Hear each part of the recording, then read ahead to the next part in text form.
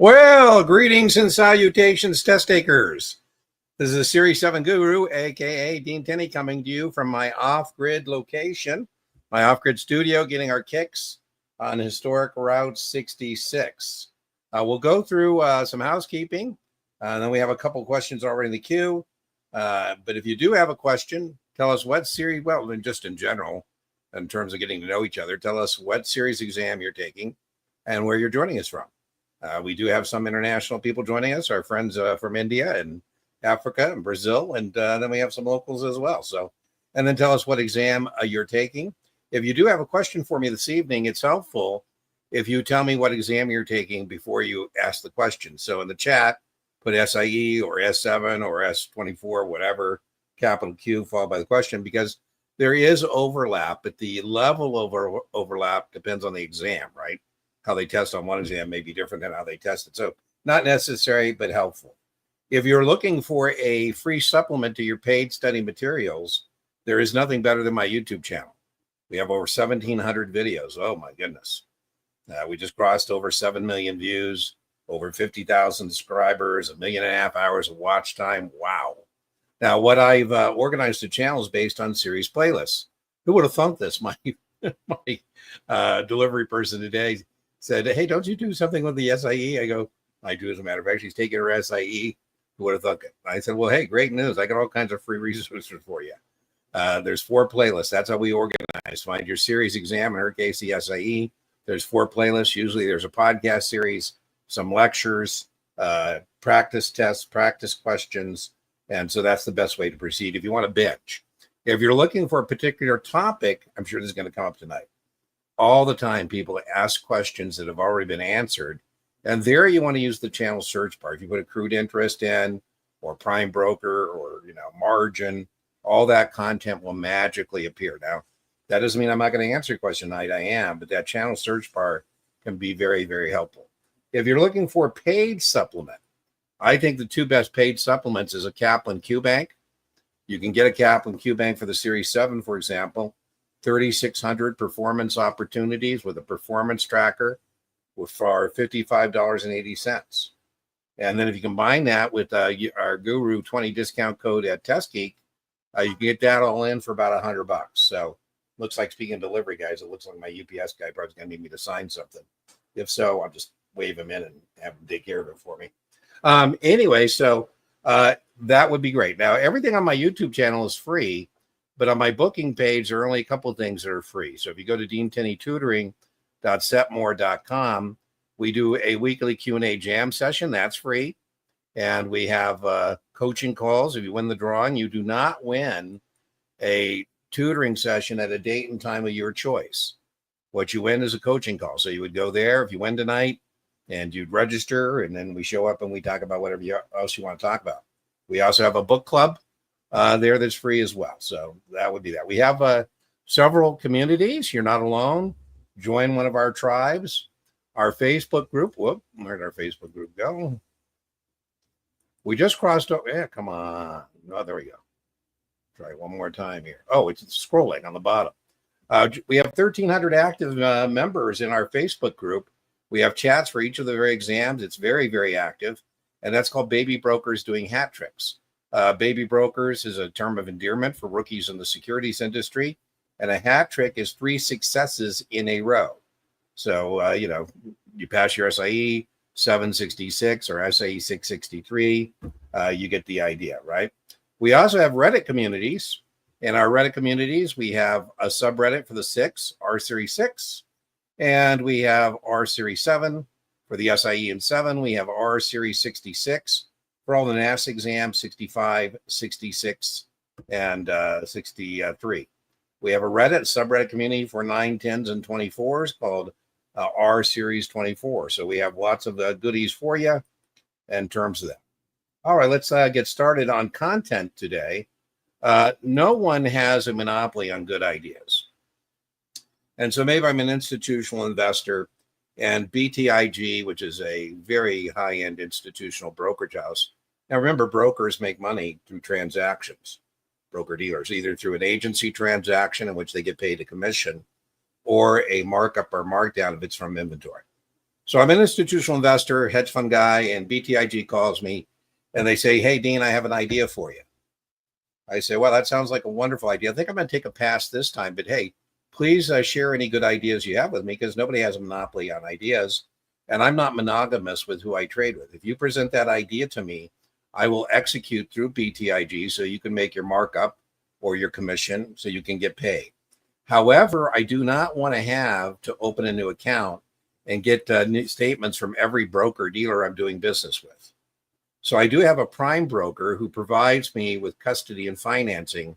That's Goldman Sachs. A prime broker is so I can have a centralized account statement with my prime broker, in this example, Goldman Sachs, who provides, and that's the test question, if you receive it, it's low probability, provides custody and financing to an institutional investor like a hedge fund. That way I can call Morgan Stanley or BTIG or UBS, and I can trade around town, and I might get 15 different sets of statements.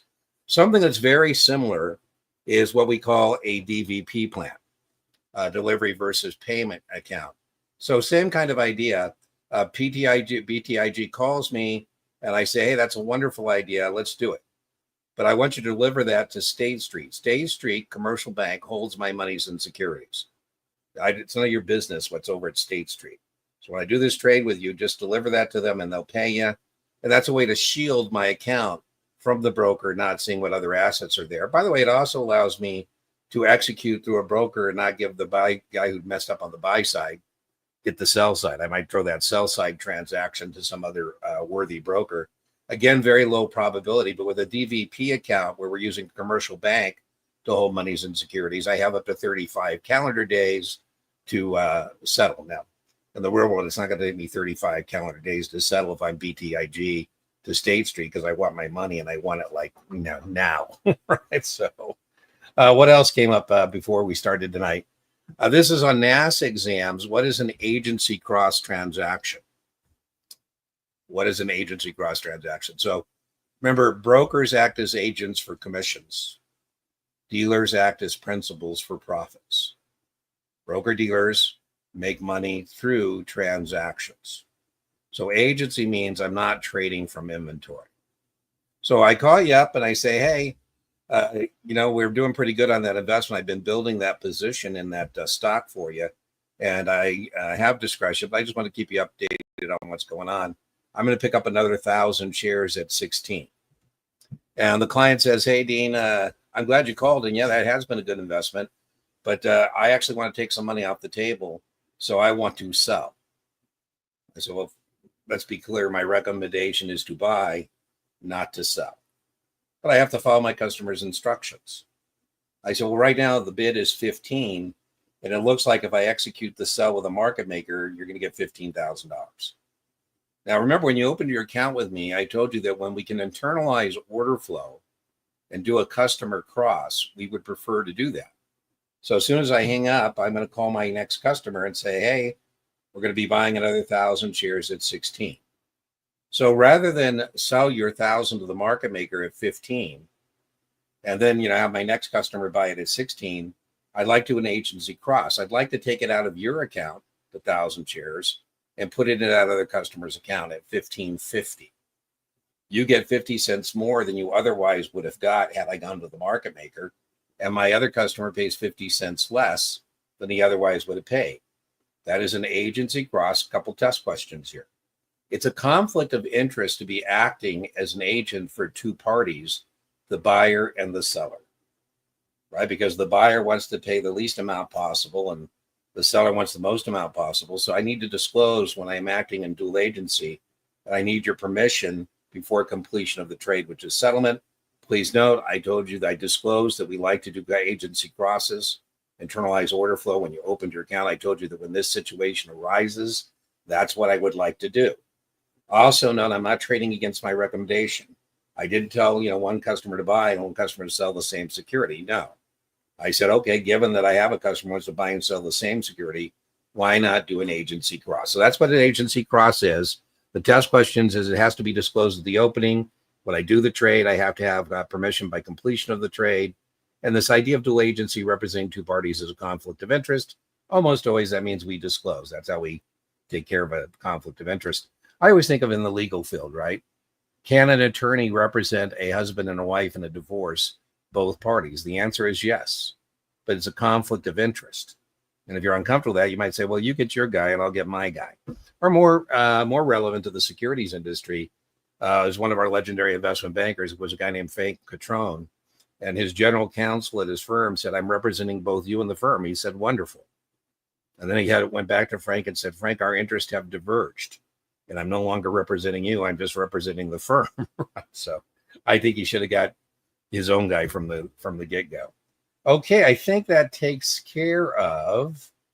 One more point that I wanted to make, and this just hurts my heart in social media. When at the last minute, somebody calls me and says, Dean, I'm testing tomorrow. What should I do? I go, oh my goodness. The difference in tragedy and comedy is the timing. If there was just an Act 6, Scene 1, everybody on that stage would still be alive. You know, what makes it a tragedy is that in Act 5, Scene 5, they run out of time. And that's kind of like a study plan. The time value in your study plan, kind of like an option, is a wasting asset. It erodes. And, you know, you can't find out a day or two out that you got problems. You got to find, that out 7 to 10 days out is when you should be taking marks, getting some intellectual inventories done, so you kind of know where you're at. Because once you're in that panic mode, there's not really a lot to be done except to hopefully, have the stars line up and you get a dream draw and all that kind of stuff. And then it hurts my heart too when nobody gives me any data. They don't tell me what their score is on a practice exam. It's just an anecdotal thing, like I'm feeling bad and I'm testing tomorrow. I mean, listen, I don't engage in hype, and I'm not the Tony Robbins of the securities industry. I'm focused on content and what I can do to help you. So if you need help, please reach out sooner rather than later. All right, let's see what else we got going on in comments. Good news. My wingman, Brian, is not here tonight, so we can go as late as we want because he's the one who sometimes shuts me down when the hour is up. So we'll just go as long as tonight as you would like. Andrew, I've been testing the next week. I made a comment. I think I answered you, Andrew. I think I did. If I didn't, I apologize. I get so much stuff. It's just hard for me to literally just return unsolicited emails and things like that. I do my best. But I think I answered two things here for you, Andrew. I don't think you're at risk, right? Those are great scores, particularly on Past Perfect. You just need to stick the landing. Now, I don't agree that you should be remediating every practice question you do, ones you got right and one you got wrong. I don't believe in that. And the reason I don't believe in that is it will jam you up. What I mean by that, you won't be able to get through as many practice questions. If I set up an experiment, Andrew, both of us sit down to do a practice test. And what we're trying to do is intellectual inventories, no more than one a day, and we're trying to remediate. And if I'm only remediating the things I missed, I'm going to be able to get through a lot more practice questions and, most importantly, find out things I don't know. And that's the goal, right? So I had a guy who told me he missed a couple hundred questions. I go, great, let's try and miss 400 tomorrow. So you're not doing practice tests mindlessly. You're doing to get a mark and identify areas of remediation. You can do a better job of that, be more efficient if you're not doing that on every question, right? And if you don't know something, if you're doing enough practice tests, it will show itself. So you let the ones you get right go, and you focus on finding weak areas using your performance tracker for remediation. So I don't think you should be taking notes on every question. The other danger, Andrew, that I would warn you about is that when people do everything we've asked them to do, so I'm going to go back now to your previous post, those scores say to me, you're going to make your mark. Very rarely somebody will miss their mark with scores that didn't reflect that. I mean, I'm very rarely surprised, but I'll be surprised. I go, man, I wonder what the heck happened there. And what can happen is you can memorize questions and answers. So the questions aren't as important in the content as the content in the question. So you don't want to be focused on the question. You want to be focused on that content. You want to remediate it so that when you get to the test, if you get different phraseology, you actually know the content, not a particular Past Perfect practice question, right? Now, if you want to get another data point, from Past Perfect, you can go on my channel. I have a whole practice test playlist. I got Knopman, Teskey, Kaplan, STC, and you can do another one to see how you do in terms of if it confirms those scores. But I do not think, Andrew, you're at risk. And I do think that time consuming, it's about efficiency. So that's thoroughness, but we don't need that much efficiency, right? I sometimes people don't understand what I'm telling them. I said, listen, we don't have to be perfect here. we got to be good enough. Good enough. All right, let's see what we got next. To remember munis and mortgage-backed securities and who they're backed by. Well, not really, but mortgage-backed securities is in the name. It's backed by mortgages. It's called a pass-through investment. I don't think there's memorization. I don't know, Rommel, what exam you're taking, but that would be important. On munis, that's going to be huge. I always tell people on munis and Series 7, 20 questions plus or minus. And I recommend, Rommel, the way you do is when you're studying or as part of your data dump sheet or whatever you're trying to do, take a sheet, fold it in half. On one side, write all the terms associated with GOs. On the other, all the questions, test terms associated with revenues, because that's a big part of those 20 questions. All the following are true of GOs except, or all the following are true of revenues except, or which of the following is true of GOs. Mortgage-backed securities, assuming you're taking a Series 7, is not as big a deal. You definitely need to know the Ginnie Maes, that's the one you're going to get tested on. Ginnie Maes pay interest and principal monthly. It's the only security that does so.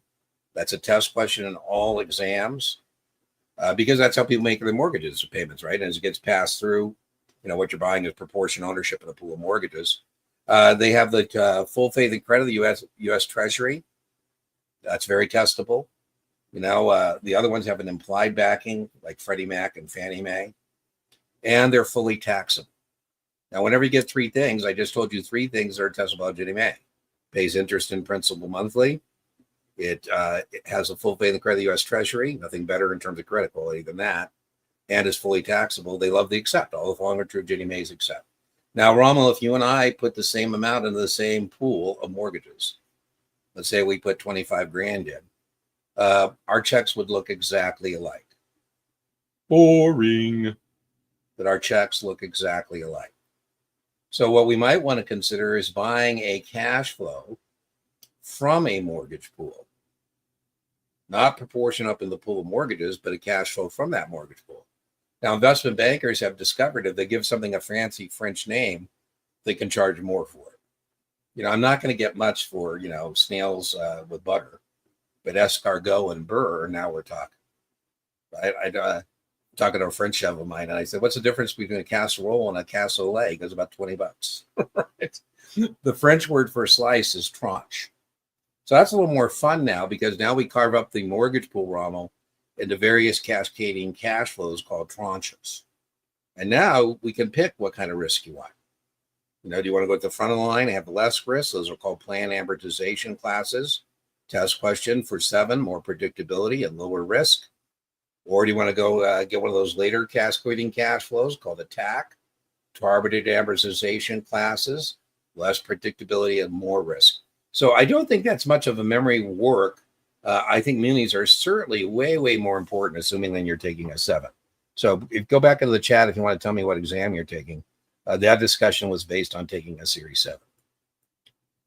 Hilton Head. All right, Jeff. That's a nice place. Dallas, Texas. Ooh, love that, Brian. Philadelphia. All right. Washington. Wow, we got a big group tonight. Do I have memory aids for the various rules on the SIE exam? Well, I don't have like an overriding kind of memory aid. I have a couple. For example, 144. 144.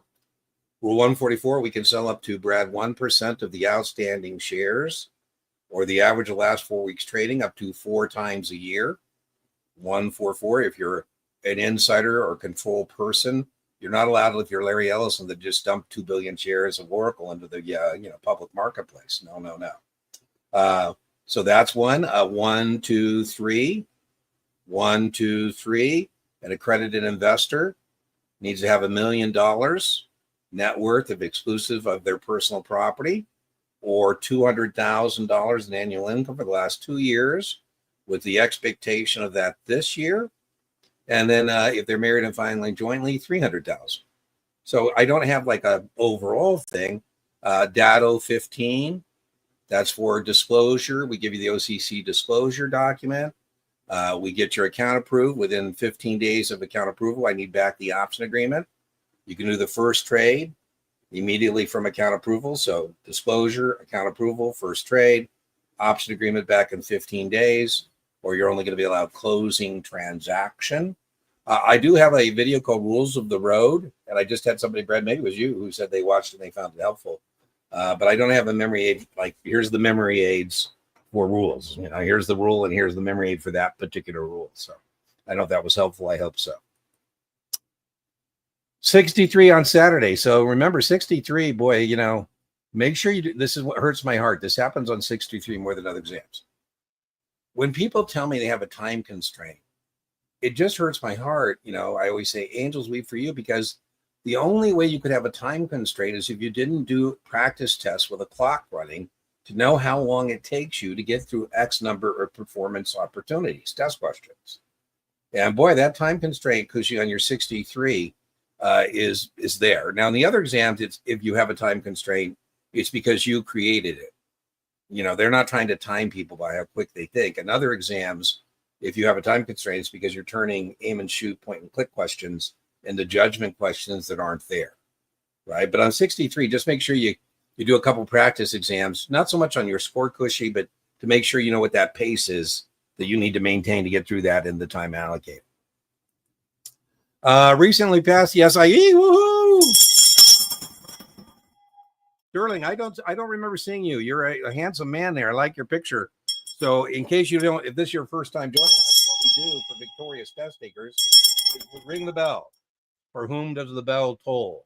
It tolls for Sterling, victorious test taker, and we do a toast in your honor as a victorious test taker.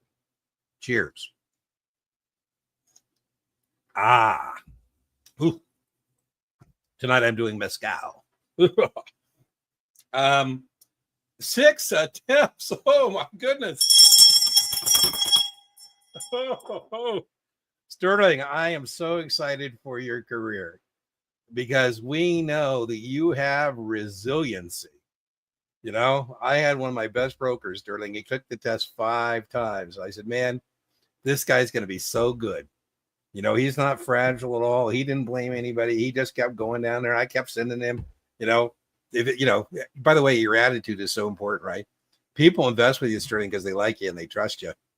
And his name was John. He used to go out and say, hey, Sterling, if anybody knows this stuff, it's me. I had to take this damn test 5 times. So the test is a rite of passage. So I'm excited for you. Now, I don't wish people a rocky journey.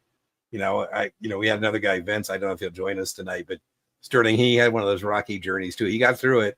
And, I think I get so excited, Sterling. Some people think I'm suggesting that, build character, we should take the thing 6 times. No, that's not what I'm suggesting.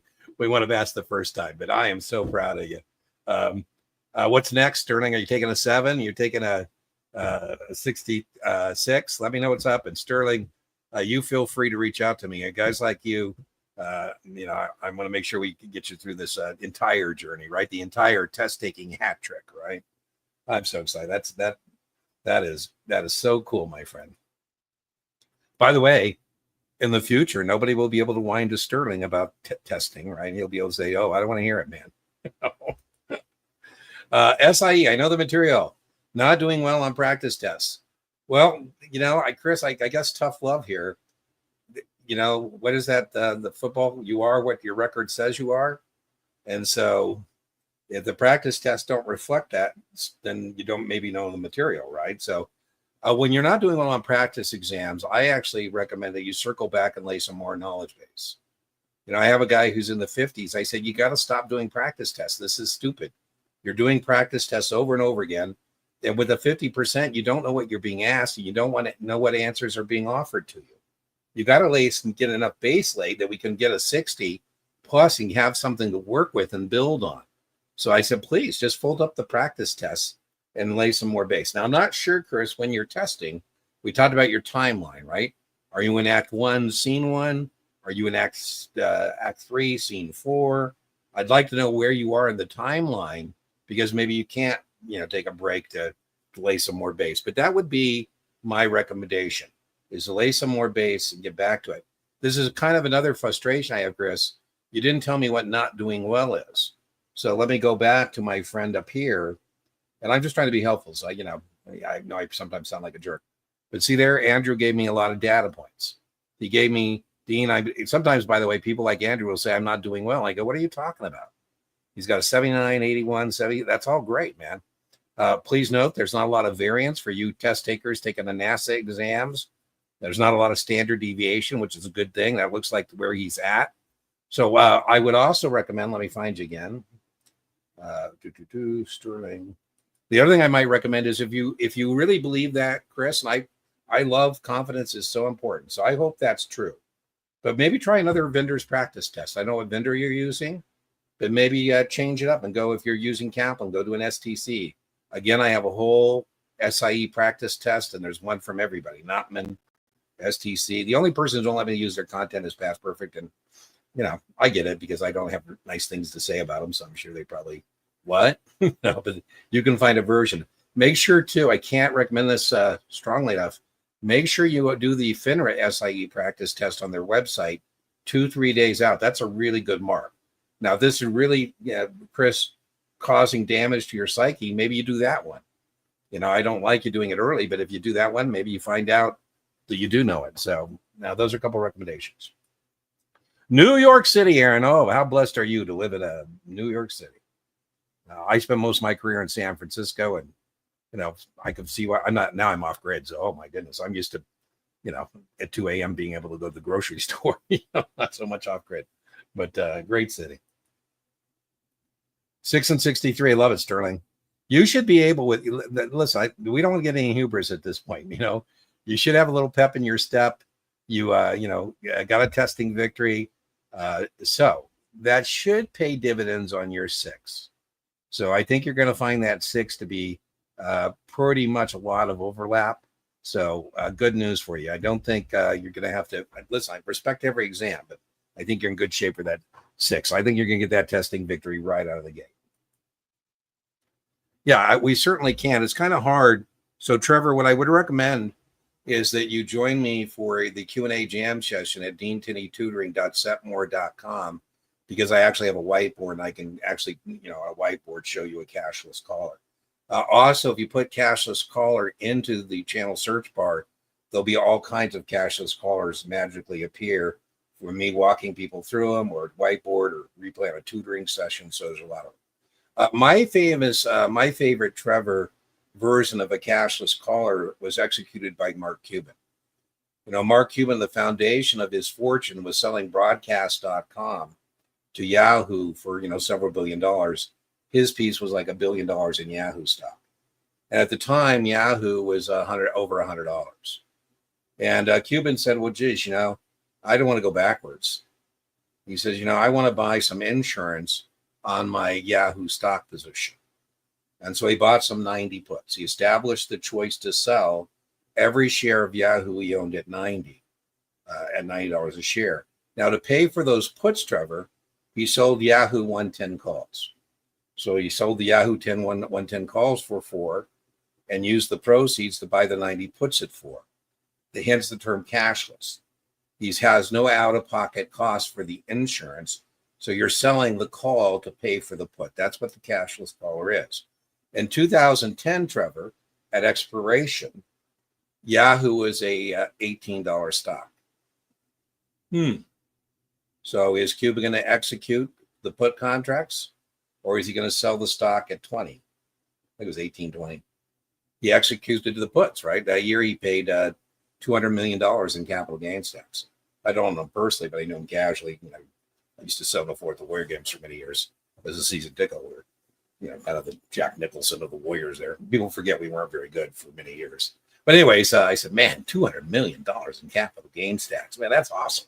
That's the best cashless caller I've ever seen. And he said, well, Dean, I'm not happy about paying $200 million. I said, well, you could have done something stupid, Mark, like Chris Cohan, who owned the Warriors at the time, had to sell the Warriors to pay his tax bill because he got an abusive tax shelter and they disallowed his losses. So I think very low probability you'll see a cashless caller in the Series 7. The channel's been going now 5 years. I think it was 2 years before I even made a video to illustrate a cashless caller. It's beautiful. It's got an apple and it's got a thumbnail on it with the caller. But that's what a cashless caller is. Definition is we're going to sell the call, covered call, because we have the stock, to pay for the protection, to pay for the put. So I hope that was helpful. And join me for a Q&A jam session. I'd be more than happy to open a whiteboard up and show you actually with numbers. SIE on Friday, St. Louis. All right, Daniel, we're sending you good testing vibes. Now, sometimes, Daniel, this happens. You're studying, you're working, and all of a sudden your mind just goes blank. You go, oh my God, I can't remember anything. Sometimes that actually happens at the exam on Friday, Daniel. Now, if that happens, I don't want you to panic. What I want you to do is, I'll hear, and I will astral project everything back to you. Now, I'm in off-grid in northern Arizona, and you're in St. Louis. So it might take me a minute, so don't panic. I'll be there. We'll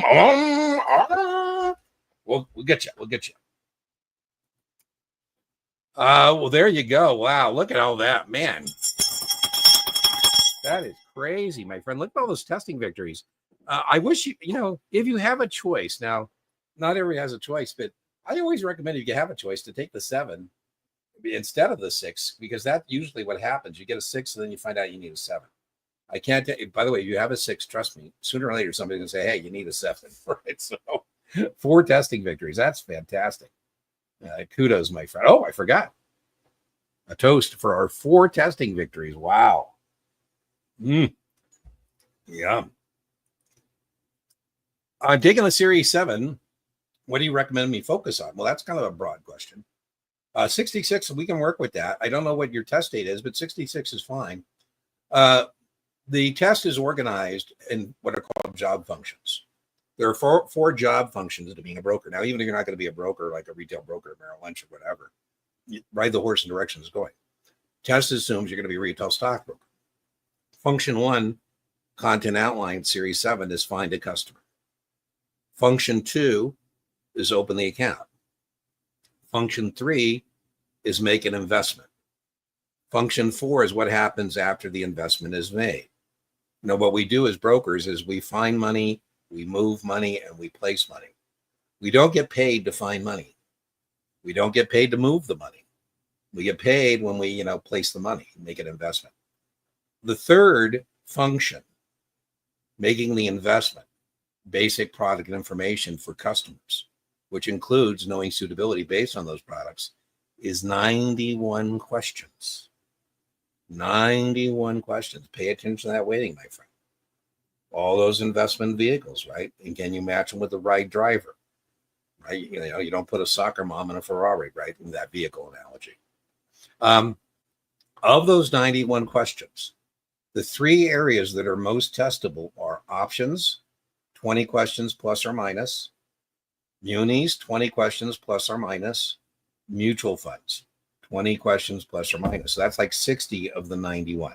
So that's what I'd recommend you focus on. I'm not saying don't know the rest of the stuff, but you do have to kind of pay attention to weighting, because you don't want to be spending hours on things that have no payoff.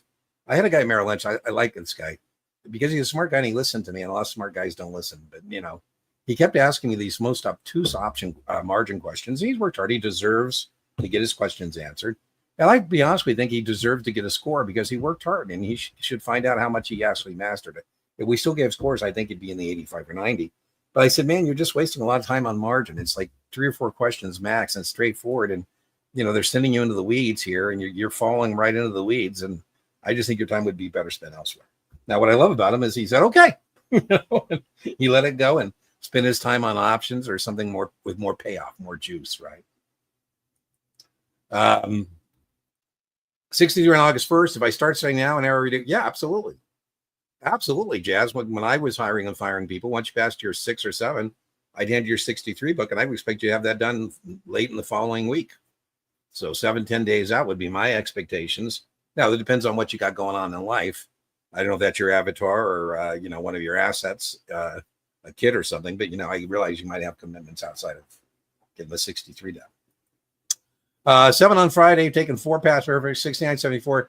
Good news, Noah, the variance is in your favor on past perfect. So, remember, we're just trying to get a pass. We're not trying to get an A or B or something, right? It's a pass. So I just told you the variance is going to be in your favor. So I would bet, if I were a betting person, saying you're going to pass. So you're going to pick up some points. I think you're in good shape. So the key thing is not to panic. You got to be confident in the execution of your study plan. There's no reason not to be confident with those scores. You got to be confident in yourself. And most importantly, on Friday, you got to be confident in your answers. Now, I do know I have a thing I do that has a 100% pass rate. Would you like me to share that with you? 100% pass rate. Here it is. I want you to know it every night and every morning. I want you to go into your bathroom and I want you to look at the mirror and I want you to say, mirror, mirror on the wall, who's the greatest Series 7 test taker of them all? Noah, Noah, Noah. Roar! You do that every morning, every night. By Friday, you'll be ready to go. I had somebody, Noah, told you 100% pass rate. They told me that that break, when they went to use the bathroom, they took a break and they went to the bathroom and did that on the mirror at the Cyprometric site. I'm like, oh my God. Probably somebody who thinks, oh my God, there's a nutcase in the bathroom. 7 tomorrow, Britt. Well, hey, you need a good night's rest, right? As much as you possibly can. I don't know about you, but my reading skills are greatly diminished when I don't get a good night's rest. So at this point, the execution or study plan is finite. It's over, and you need to worry about getting a good rest. And as I said, you got to be confident in yourself, confident in your execution or study plan. Most important, confident in your answers tomorrow. No reason to think you're not going to pass. I love those scores. Kaplan Mastery, same as Past Perfect. The variance is in your favor. You should pick up points from that Kaplan Mastery. 73 is fine. 86 is fine. 72, Brian has really strong correlation to the actual exam, so I wouldn't worry about any of those scores. The biggest fear now is not that you don't know it, is that you know your psyche. I'm more worried about your psyche. Like you say, you're a little shaken. You can't be wobbly, so you got to fake it, man. If you're going to go down in flames, my friend. So I don't know what to do about being a little shaken. Please don't get wobbly. As I said, you got to be confident. There's no reason not to be confident in the execution of that study plan, to be confident in yourself and to be confident in your answers, particularly with that mastery score and that 86. And Brian's got a pretty strong correlation. What I mean by that is there's not a lot of variance, which is a good thing. You can rely that a 72 on Brian is a passing score on the actual exam. Oh man, that hurts. 60. Yeah, I do, Chris. I have a podcast episode that I'll link to in the video description called "You Failed, Is It Over?" Spoiler alert, the answer is no. And that has my 5 recommendations about how to respond to the misfortune. My first one, I'll give it to you now, is while the hurt is fresh, I want you to go get the FINRA content outline for the SIE. And I want you to do a debrief with yourself. I want you to take an intellectual inventory while the hurt is fresh. I want you to go through each of those testable things on that content outline. It matches perfectly with your SIE printout. It goes into depth on what those questions are and how many there were. And what I want you to do is you put a plus, 0, or minus. Plus means you think that when you encountered that content, you owned it and you don't think that was something you missed and you feel comfortable with it. 0 means par. You felt like you were passing those questions, but you could work a little harder. What we're looking for, counterintuitive, is minuses. That means below par. You go, oh man, I didn't know this. I didn't even see that in my test prep vendor. Counterintuitive, we're looking for those minuses, because what we want to do after you get that intellectual inventory done, put it away. By the way, it'll jot memories. Maybe you have PTSD in a good way, and you're like, oh, I remember that. Make your notes, put it away, let it, kind of sit, and then, refresh and reset. I'd go right for your 30. You'll let you set your date today, so as long as it's 30 days out. So I'd set that new date when you're going to go back into the cave to slay the SIE dragon, right? But get that done first, and like I say, then you can reinitiate your study plan. So that's my item number 1. Now, remember, you don't want to just focus on the minuses, though. You want to put everything above par. You want to overlearn, so no matter what kind of draw you get, I don't know if you got to face a death draw today, but, you want to be able to next time take down any potential draw. I'm wishing for everybody a dream draw, but we got to be able to take down any draw that we encounter. So that would be my recommendation for you. Well, listen, Chris, remember we just had somebody earlier 6 times. That's awesome. So we don't want to do it 6 times, but we want to see how you respond. Your sponsoring broker dealer probably wants to see how you respond to misfortune. So, keep your chin up.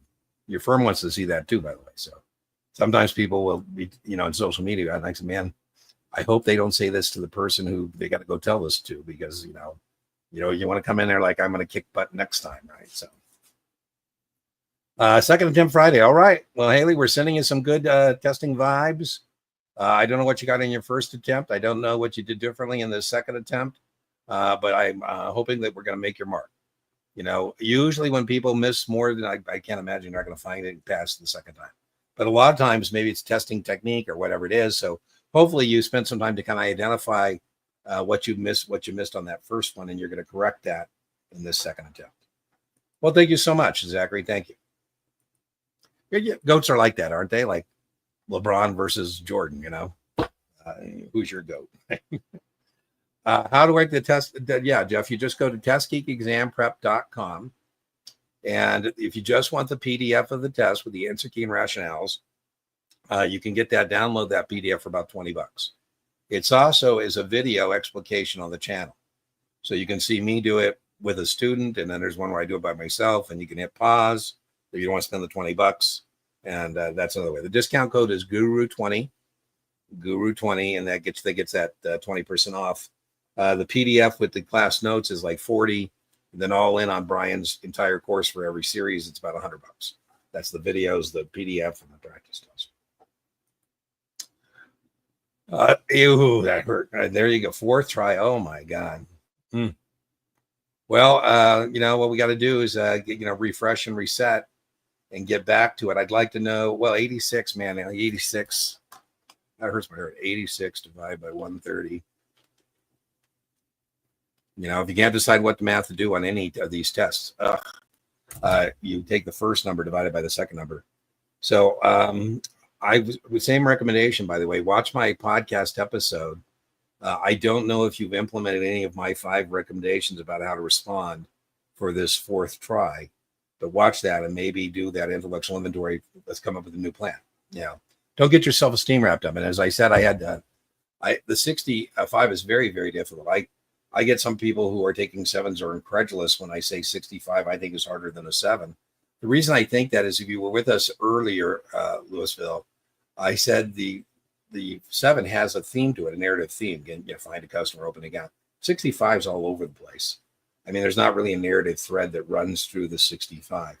But good news again, I had a person who really struggled with the 65, but she was already on the insurance side of top producers, so she's not going anywhere. And she leads a team of about 35, 40 people. And she took the test more times than we want anybody to take it, but she finally got it done. So, and you remember the payoff is you get into one of the largest income producing professional industries, right? So you got to think of it a rite of a passage, and that this is going to pay dividends once you get your registrations. So there you go. I like it. Stuck in mid-60s. Well, as I said, Haley, I forget, I think you're testing pretty soon, I think, or did you just, I'm trying to think the timeline.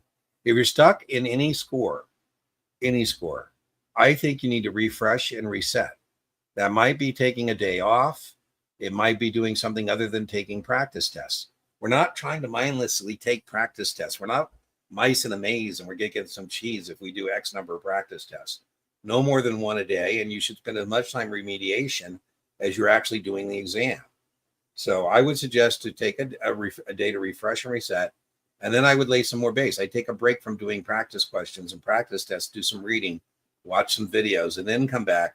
And I have found a lot of times, just like I had a guy said, you got to take a day off. You got to let your brain kind of lay fallow and recharge. And just that alone, he came back and his score popped 8 points. So burnout is real. You could be wearing yourself out and your brain is getting worn out doing these practice questions. So based on your timeline, give yourself grace to take a day off. Give yourself grace to, if not take a day off, to at least do something light just to kind of refresh and reset. That would be my recommendation. SIE on Saturday. Feeling great on Kaplan. Reviewing material. I want to hear have advice to pass efficiently. Well, every testing journey is unique, but Matthew, certainly. Anybody have any advice for Matthew? Just put that in the chat. There you go. Yeah, keep working. But remember, I don't know, Zachary, if you're not, what's that definition of insanity, doing the same thing over and over again, expecting different results? If you mindlessly keep doing practice exams and your score doesn't improve, you got to stop. And you got to take a strategic pause and decide what you're going to do instead of doing the same thing, right? You're not going to, usually people make incremental improvement. So it might be, let me just go back, Haley. It might be that you're not doing proper remediation on the exams, right? So it's not just taking the exam, it's in remediating the ones you got wrong, going back to the text, using the index, watch a video, and remediating those questions before you jump into the next one, right? So that's what I mean by, you don't want to just mindlessly be doing practice questions. You want to do practice tests, not quizzes, cumulative practice tests, 7 days out to identify those areas of remediation. You don't want to be stuck in units. When you're 7 to 10 days out, you're done with doing unit quizzes. Unit quizzes should only be done again as function of remediation in areas you're weak. So that would be my advice. Woohoo! Well, thank you. Yeah, it's all free. Here's a joy. Why not? Right on. Woo! Lillian, I love it. I love it. Yeah. Yum, yum. So kudos. So you got one more. And then now, by the way, Lillian is taking a 63. So that means she's an agent of a broker dealer. She is not going to be representing both a broker dealer and an investment advisory firm, right? So Lillian, I know you think you're going to be done, but trust me, you're not. In the future, you're going to have to take a 65. So 63, 65 is equivalent of a 66. But kudos. Enjoy your testing victories. I like that. Ooh, Volkswagen, man, the Series 10 is such a slog. Oh, my God. I like that you have two different vendors. So I like that. The scores reflect you're right where you need to be. 76. How many more should I do? Okay, well, this is Tuesday. No more, as I said, than one a day. The challenge on Series 10s and 9s and 24s and 4s, those level exams is that most of those people are not tabula rasas. They're not blank slates like baby brokers who just got out of college and are getting 4 months with pay. And I had a guy who was taking his 10. And I said, listen, you got to get rid of the distractions. He said, Dean, my wife and kids are not distractions. I said, well, let me rephrase that. They're for sure, they're assets. They are not liabilities. But I'm just saying with, 40 people reporting to you and family commitments, it's hard for you to carve out the study blocks. So I would want, if I were your, corporate trainer guy, and, we were in that setting and I'm trying to get you through the 10. This is a Tuesday. I would open it. I'd leave it open in. How many more inventories are we going to take? How many more marks are we going to get? I like your marks. And so I'm not fearful for you on Monday. But this Tuesday, I would say 3. If you said 3, I'd say cool. 4, I'd say cool. I think 5, you're pushing it. You don't want to run the marathon before you run the marathon, right? You don't want to run out of juice before you get there. So I think 3 or 4 would be, I think, reasonable. But remember, again, we're trying to remediate. So when you're doing that 10, each time you do one, you got to go through the ones you got wrong and then go back either to past or STC or Kaplan. Use the index. You don't want to be reading whole lots of stuff. Use the index, find those areas, remediate, come back to it. So, but I think those scores are fine. So I'm not worried about you. But that 10 is a real slog. So make sure Sunday you wind down. Sunday morning, your execution of study plan, if you're working on the weekend, I don't know if you are, but let's assume you are. Sunday got to be done. You got to get a good night's rest, particularly on the 10. You got to have your reading skills in top form. So you got to be well rested on Monday. What do you recommend to pass the 7, Lillian? If you're still here, Trevor's got a question for you. Matthew, you got this right on. We always, bon chance, mes amis. Good luck, my friends. We're all about good energy here. We're sending everybody good test vibes. We're going to pass the first time. Yeah, kudos to Lillian. Where I feel like I have it all down now, just watching the main man. There you go. Once you get, I call it the 747 principle. The 747 principle is it takes a 747, 120% of rated power to get off the ground. That seat back, nose up. Once it's in the air, it only takes 70%, 80% to fly the plane, right? So in the initial part of your study plan, it's the 747 principle. Seat back, nose up. You're trying to get the study plan in flight. And once you have it in flight, then you just got to work on sticking the landing, right?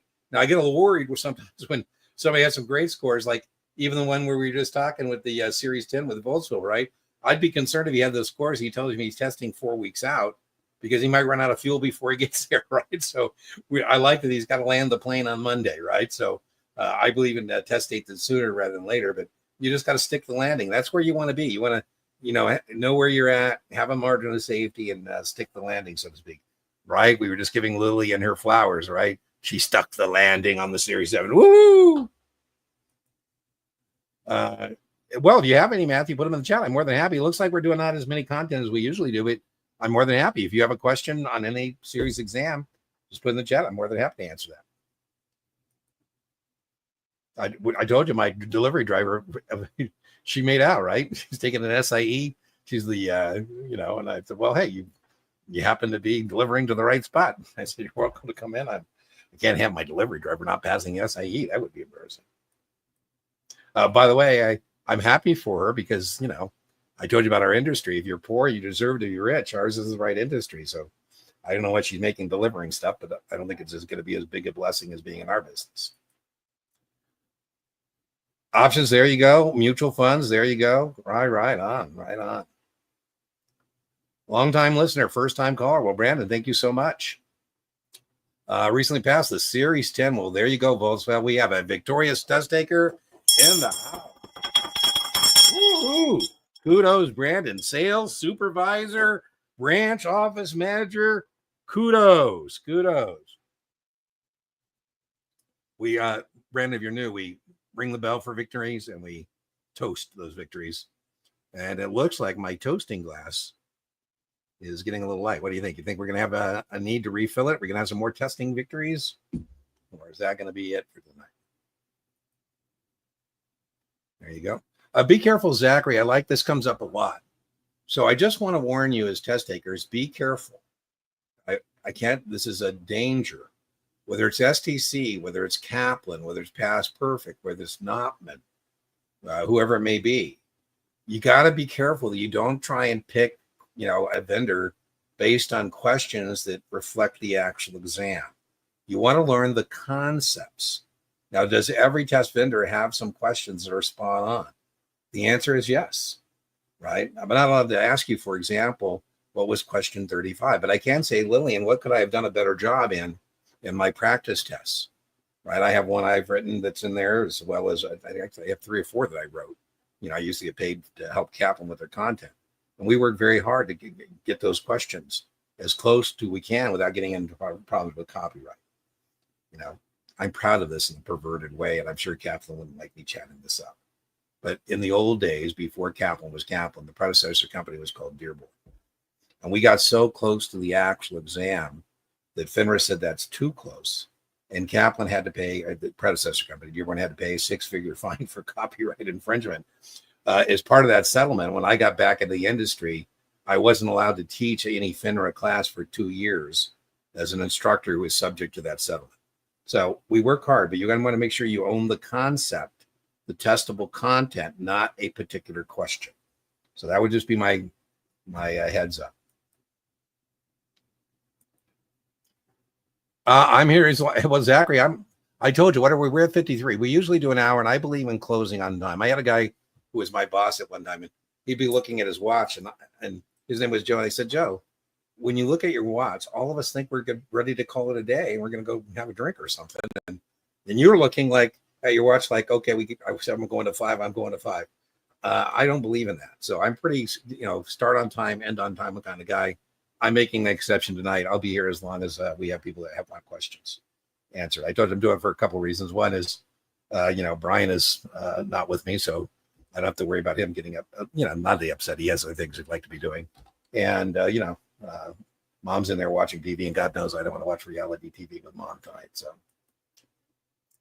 where I think I answered that, Andrea, testgeekexamprep.com. It's available as a PDF, and you can also find it in the Series 7 any practice test playlist on my channel. There'll be a Test Geek practice test where you can watch me do it and you hit pause, or watch me and a test taker do it, hit pause, and see how you do. Anyone have recent experience with the SIE recommendations getting ready? All right. I love it, Gabriel. You're not alone. Join our test taking community. We're here every Tuesday.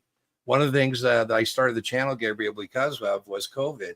Because before COVID, we used to have cohorts, and we would be having 20 people in a cohort, and we'd be doing this on campus, and doing it together. If it's a cram course live, and somebody had a bad day, we could take them lunch or take them for an adult beverage afterwards, buck them up. But now it's not as like that. I know some people are going back to the office. I'm so excited. I had a guy, I don't know if Brett's with us, but he's in the office. I go, wow, all right, somebody going back to the office. He's in a bullpen, and he's got mentors, and people can help him. I mean, I wouldn't have ever made it without mentors in the business.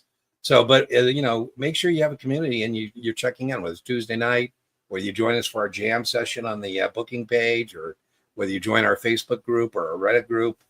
Make sure that the Facebook community has been really pretty active lately.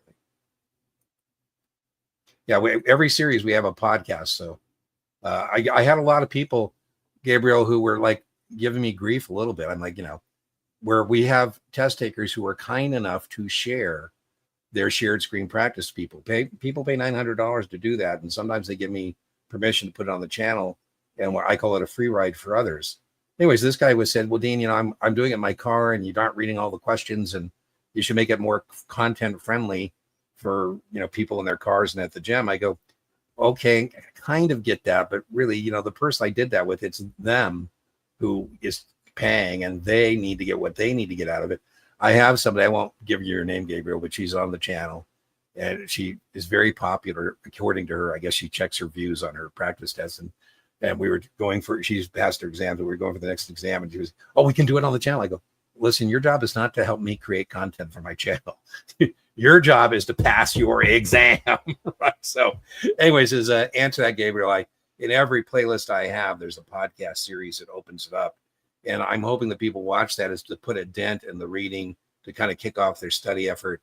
I'm kind of an OG, and I think you should read the book cover to cover and as close to one setting as possible. I realize that doesn't, people don't do that anymore, perhaps. And so my podcasts are my kind of simulation of that. If you watch my podcast, it kind of gives you, the view of the terrain. You get to do some recon before you actually jump into the content, right? So that's what those podcast series are for. They're also available on Spotify as well. 4 days SIE test. I think it's too many. I do. So, Matthew, you got to remember that people like me, whoever your coach is, whatever voice is in your head, it's fine to have more than one. Make sure they don't confuse you. But I would think of it as a buffet. Take what you like, leave what you don't. So I don't want you to change a tiger to change his stripes. I know I have a young lady, and she's just incapable of not doing more than one a day. But I would prefer a full day of studying would be 6 hours. If you're a full-time studier, 6 hours would be 4 study blocks of 90 minutes. 90-minute study block with a 30-minute break, 90-minute study block with a 30-minute break, 90 minutes, 30, 90. That's 8 hours. And so I think one study block could be a test. I wouldn't want 2 a day. The next study block could be remediation of that test. As I said, you should spend as much time on remediation as taking the test. We're not mindlessly trying to take practice tests. Then third, you could use to do some reading. You could do a video. Fourth, wind it up, right? So I think there would be other things I think could be productive as well. And sometimes when I had a guy who was so proud of himself, he did 4. I said, well, the problem with the 4th one is we don't know if that data point is real. Because remember, we're trying to get those marks. Remember, Andrew gave us those marks. We want those marks to be as reliable as possible based on that intellectual inventory. And I think when you're doing more than one a day, those data points become less reliable. So that's just my, am I going to be mad if I were a corporate trainer and you told me you did 2? I'm not. By the way, it's better to do too much than not enough. And one thing that corporate trainers can track is the number of practice questions you did. If you're a backstage person, corporate trainer type, I can't see how many videos you watched or how much reading you did. I can see how many practice questions you did. Now, there's a direct correlation to QBank usage and passing the test. Very testable in NASAA exams, correlation. There is positive correlation with high QBank usage and passing the test.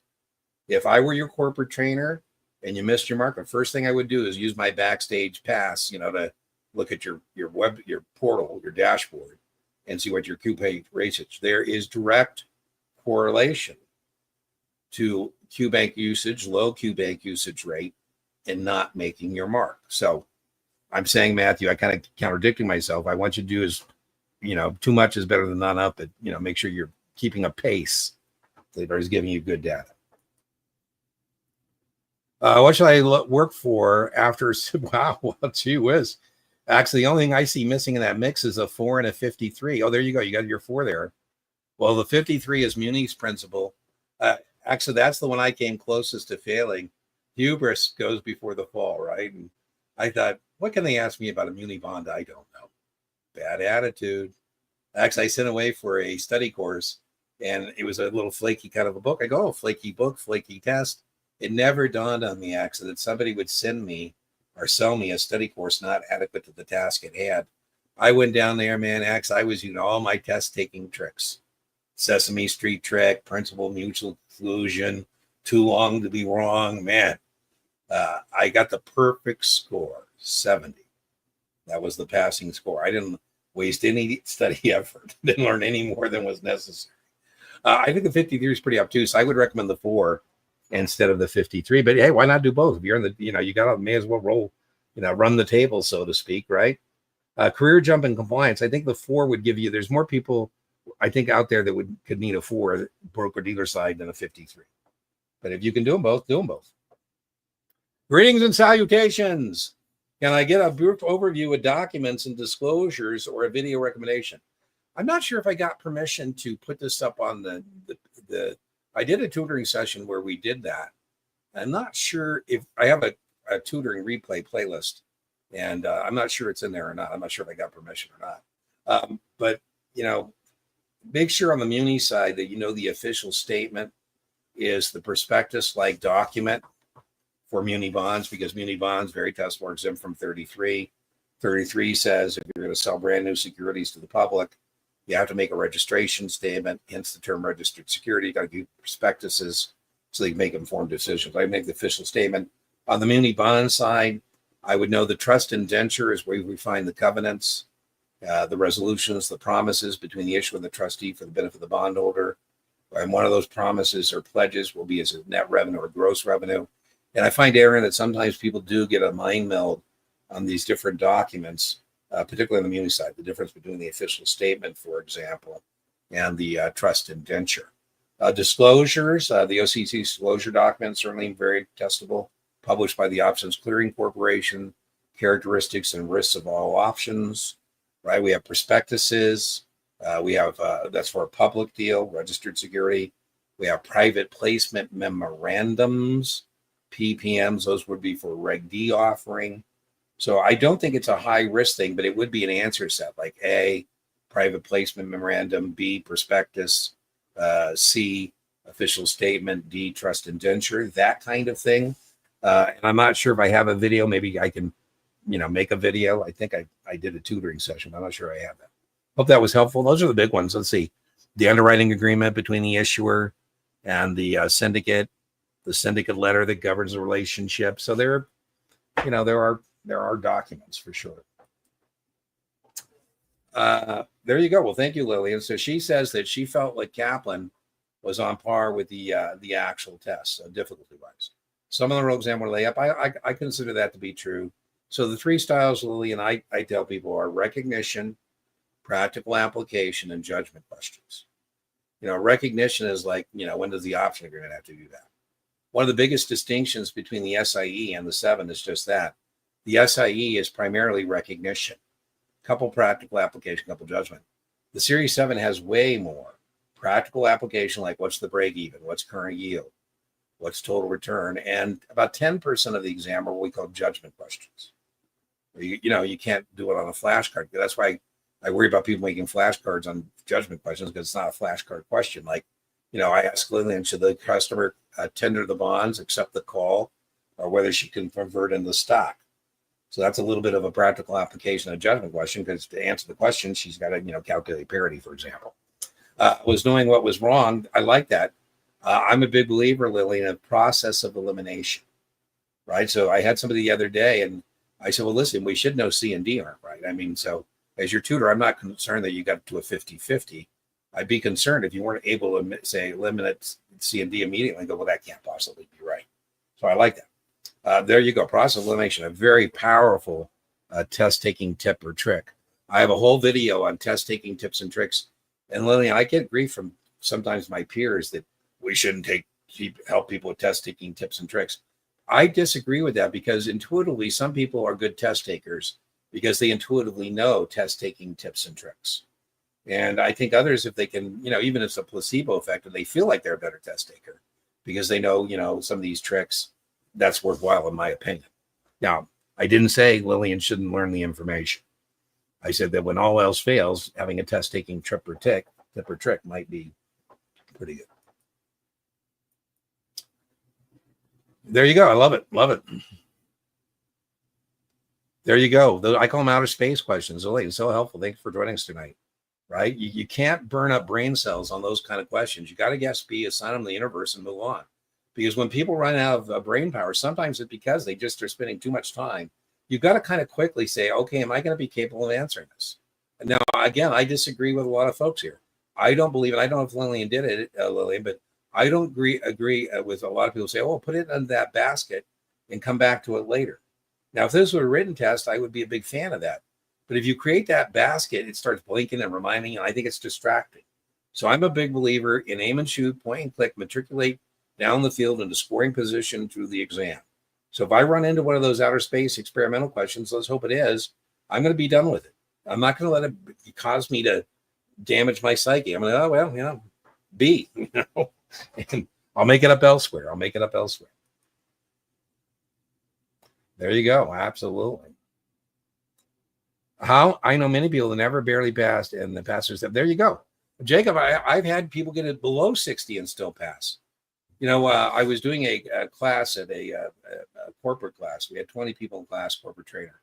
Monday through Thursday is the class. Friday is the practice test. They're testing Monday. And on Friday, we had people, we're going backstage after Friday and going over the practice test scores. I said, okay, we had 12 people who scored over 70. I think all 12 of those people are going to make their mark, and they did on Monday. We have 6 people between 60 and 70. Now, I think we're going to lose 3 of the 6. And then he said, well, which 3? We'll rescue them. I go, I don't know. I'm just giving you the statistics. The statistics say that the 3 of the 6 are going to get wobbly over the weekend. And instead of continue to stay dedicated, disciplined, organized, they're going to go backwards. They're going to get wobbly. If we knew who they were, we'd save them. What I was happy, Jacob, is all 6 of those people passed. They were at risk. I don't want you to be at risk, but they passed. I've had people get us below 60 and pass. There's more of a likelihood you're going to pass with a 60 than not. But that's not where we want you to be, right? But you still should test. I'm not going to ask people to change their test date if they're getting a 68. Now, we had 2 people that were below 60. And as I said, that's a problem because that's knowledge deficit. They don't know what they're being asked or what the questions being offered to them are. I was proud of them. They worked their asses off and they missed the mark by 2 points, both of them. They retested, but I thought that was a great climb back. And, every once in a while, somebody passes with a below 60 practice test score. But, it's not where you want to be. I want you to be in the mid 70s is where I think you have a margin of safety. Other firms want you in the 90s. I don't believe in that because the only way you can get like 90 on Pass Perfect is to memorize questions. I had a guy who told me he got a 90 on the FINRA SIE practice exam. I go, there's no way that's possible.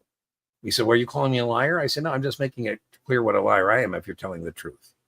I can't believe you got a 90 on that. He goes, well, it was my 3rd time. I go, well, then, that explains it. Real exam was a little easier than Kaplan's. It should be. By design. Hey, Marcel, woo! Always tell Mom hello. We got to get either Brian out to New Orleans or you back to Vegas, my friend. I can't believe, Marcel. Can you believe that Brian's never been I can't imagine a guy who enjoys a cocktail and likes to have fun and loves music. I know how much he loves music. I can't believe he's not, him and Stacy have not made it to New Orleans yet. Oh, well, thank you, my friend. There you go. All right. Looks like we're pretty much coming down the back 9 here. Okay. Let me go get my Wheel of Fortune for our drawing. Let's see if we got anything else going on. 86. Wow.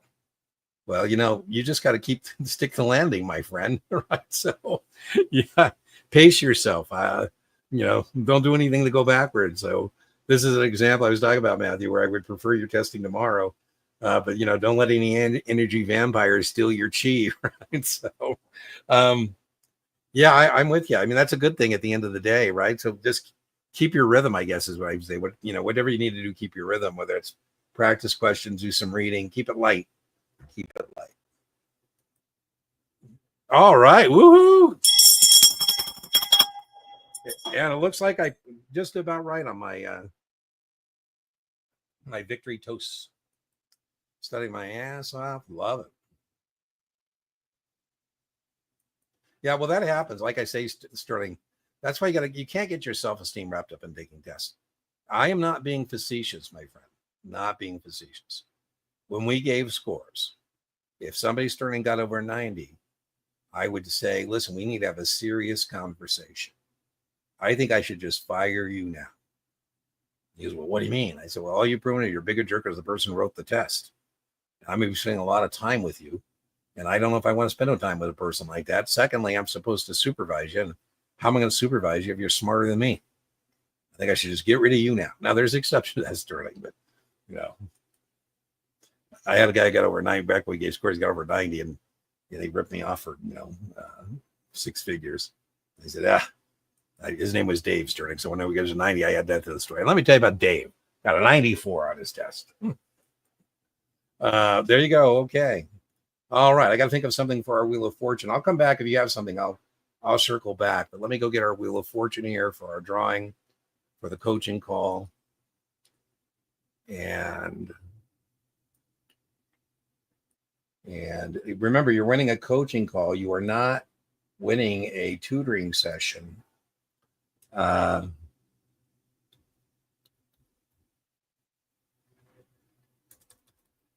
Let's see. What should we have our word be?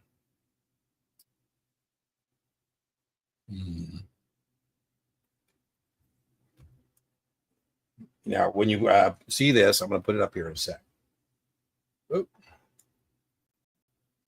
Now, let me go find that.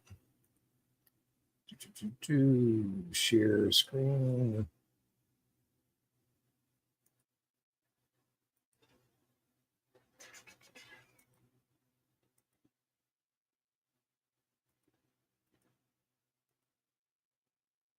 Okay, so to have this work, you've got to put it into the chat exactly as you see it on the screen. So exactly as you see that on the screen is how you need to put that in there. And then we'll draw it. We got nobody in there yet? Nobody wants a coaching call?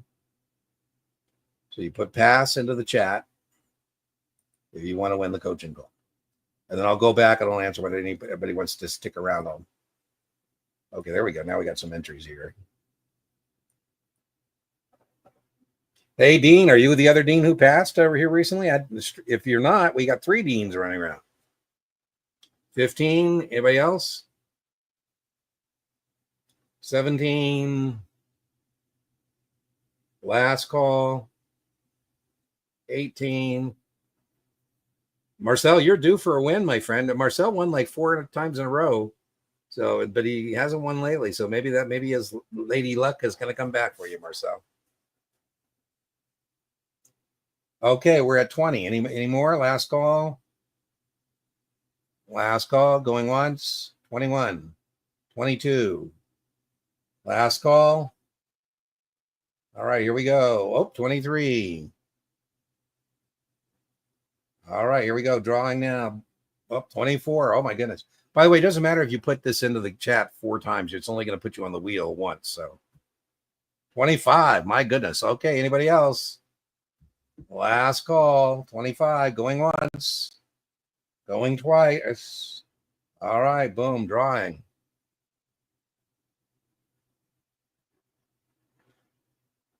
Oh, Marcel, I saw you go by, my friend. Oh, Marcel, they're going to think it's fixed. I assure you, it's completely random. It's completely random. Oh, my friend, if you come to Vegas, man, I'm taking you out on the tables with me, man. All right, add that to your credit of winnings. Marcel still has not collected his winnings. Great job, my friend. I'll tell not only will I say hello to Mom, I'll say You won't believe who won the drawing once again. All right, let me go back. And I told you I would stick around. So I'm just going to see if there's anybody else who wants to talk about it. Can you go? Yeah, I think I did that already, right? The discount code, it's testgeekexamprep.com. The discount code is Guru20. There you go. I do not. Christopher, I hear there's somebody called the Insurance Queen or something that's pretty good. But I don't have anybody I know that I can recommend. Any recommendations? ChatGPT, be careful about ChatGPT. It hallucinates. I can't tell you how many people will tell me that ChatGPT says, for example, that regular rate settlement is T+2, and it's not. It hasn't been T+2 for ages, but it scrapes the internet. Garbage in, garbage out. So be careful about using ChatGPT. Low 80s, though, Carlo, are fantastic. So I think you just need a good night's rest. I can't imagine there's any problems. We said just got to stick the landing. I don't want to give you any recommendations to do anything other than what has been getting you that score. So I can't imagine you're not going to make your mark tomorrow. So, but be careful at ChatGPT. But boy, I got to tell you, artificial intelligence, AI, is incredible. I was thinking about doing a lecture, Carlo, on dead people. There's a lot of questions on dead people. And I thought, well, what am I going to title this lecture? Because it sounds crass. And anyways, I put it in the ChatGPT, and Carlo came back with the afterlife of money. I thought, wow, that's pretty good. I would have never thought of that on my own, right? And then what was another one? Oh, ghost accounts. I thought that was pretty good too. All right, Christopher. Woo! Let's see. I'm not sure. What do you think? Should I refill my mezcal? This is artisanal mezcal. It's from Baja, California. There's a place called Guadalupe Valley. It's a valley north of Ensenada where you wouldn't think it's like Napa like 50 years ago. They actually do a pretty good job, for what the resources they have, the terroir and all that. But this comes from that neck of the woods. And I have it in it's what I do. I drink and I know things, right?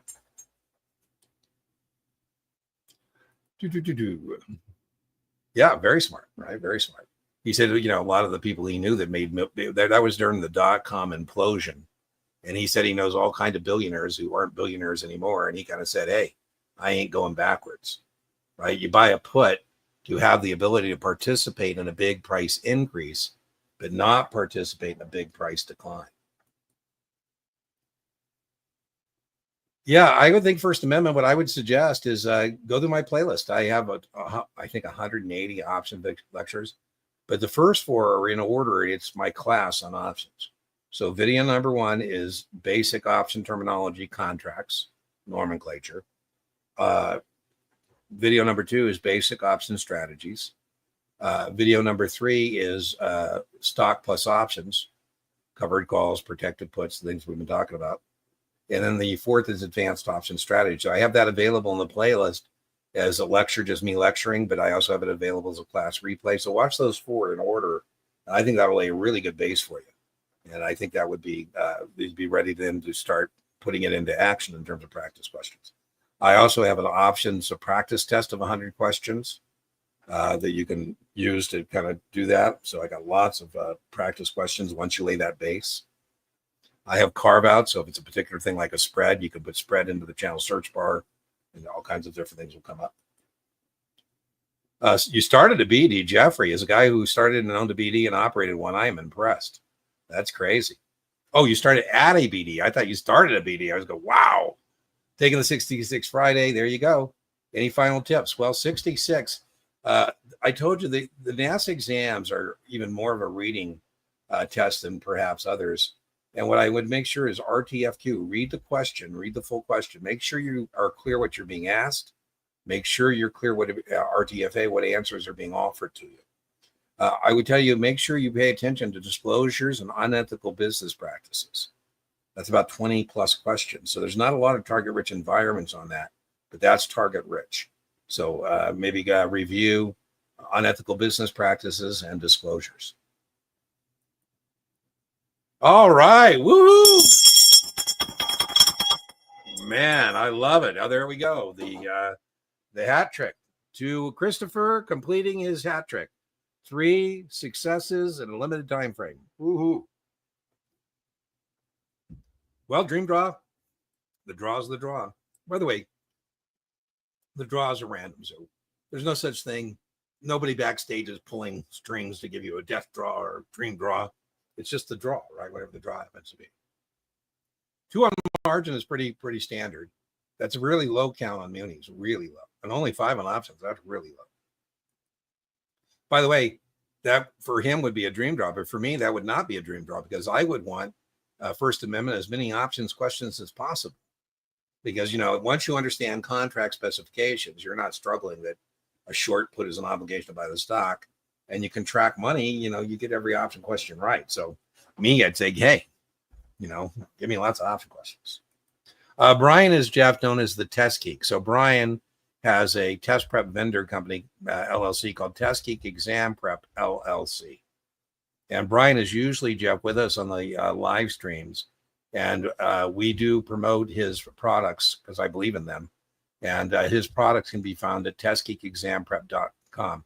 Now, the reason we all talk about Brian's test, Jeff, is because I believe that Brian's tests have the strongest correlation to the actual exam. So what I mean by that is, somebody said they got a 72 on Test Geek. I feel good about that because that's a 72 on the actual exam. I've been using this term, Jeff, called variance. What is the range and the scores from your test prep vendor to the actual exam? Brian only has one practice. He doesn't have a Q bank, but he has a practice test that I find is pretty valuable. You don't have to pay the $20. $20 just gets you the practice test. But you can buy his PDF, which has quick notes or class notes. That's like 40 something. And then all in, you get his whole video series on the exam, whatever exam you're taking. And he's a good, I think, a better practitioner, Jeff, of distillation. Me, not so much, right? So I have like 1,700 videos. He only, makes a distillation of what's on the test. So a lot of times people say, well, how come Brian didn't talk about it? Probably because it's not on the test. Me, I like talking. So always ask me, I'll answer. A 7 can be, no, it cannot. So that is false. To take a 7, you have to be sponsored. You cannot just show up and take a 7. You need what's called a sponsor, a broker dealer, to take a 7. Well, I don't know, to avoid being solicited. I'm not sure what that's about, but I feel bad when people don't give people 7s because maybe they get you a 6, and sometimes their heart's in the right spot. But I was telling my guy, I started with a guy named Jeffrey. He's retired now, and I said, why did you get this guy a 7? And he goes, well, then he might leave me. I'm like, well, Chief Jeff, terrible attitude. You can take the SIE without sponsorship. You can take any of the NASAA exams without sponsorship. But 6 and 7s, FINRA does require sponsorship, a broker dealer. Notman, wow. Well, Notman's tough. I wouldn't want you in the 50. That's we got to get that into the 60s. I plan to take my exam in 2 weeks. Well, any pointers? As I said, Carolyn, now 50% is a knowledge deficit problem. That means you haven't laid enough base knowledge to be taking practice tests. So you need to stop and lay more base. That's reading, that's watching videos, that's going back to the units and doing the unit quizzes before you reattempt another practice test. And we want to have that practice test, the next one. We'll take anything better than a 50 on the next one. But we want to be into the 60s. And ideally, by the test time, we want you in the mid-70s. I have a guy who's working at getting into the 60s. And I said, listen, we get you in the 60s, we're going to have a good chance. But, we're 50s, we don't have a very good chance. Mutual funds, customer accounts. Well, customer accounts, yes, is very testable, but it doesn't have the same number of performance opportunities. So please note, I didn't say customer accounts. You did. I said big 3, options, munis, and mutual funds. I didn't say the big 4. But do you need to know customer accounts? I would hope that on 7, that's still fresh from the SIE. But you definitely need to know that uniform transfer minors account are cash accounts, no margin, 1 minor, 1 custodian per account. Kids' tax ID number goes on the account. Joint ends with rights or survivorship. The decedent's share goes to the surviving party. What is trading authorization? What are discretionary accounts? It's all very, very testable. However, most of it is recognition. There's exceptions. It could be practical application like SIPC coverage or something like that. But, if you tell me you missed your 7, I haven't anybody tell me it was because of customer accounts, right? So fail by 7 questions. Okay, well, there we go. There you go. Options are weakest. So you get the options up, you should be in good shape, right? So 10 chapters left. Can it be done? Absolutely, Lenny. Absolutely can be done. I don't know what your other commitments are, but assuming you're a full-time studier, absolutely. The next 2 days, well, you really have 1 day, right? So if the third day is your test day, you really got 1 day to work your ass off tomorrow. I would do a practice test tomorrow morning and do remediation. And I would review my notes the second day, keep it light, and I go down there and make my mark. I do. I said the variance drone is in your favor. That means you should score higher on the actual exam than you do on Kaplan. There are exceptions to that. And I told you, usually when people are scoring high on any test prep vendor questions and they go backwards on the actual exam, it's usually because they memorize questions and answers rather than trying to understand the concepts.